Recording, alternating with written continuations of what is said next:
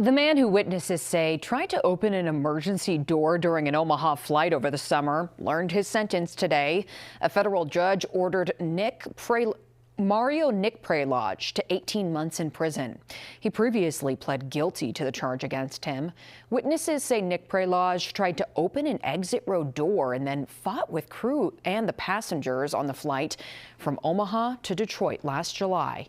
The flight landed in Cedar Rapids, where law enforcement got him off the plane.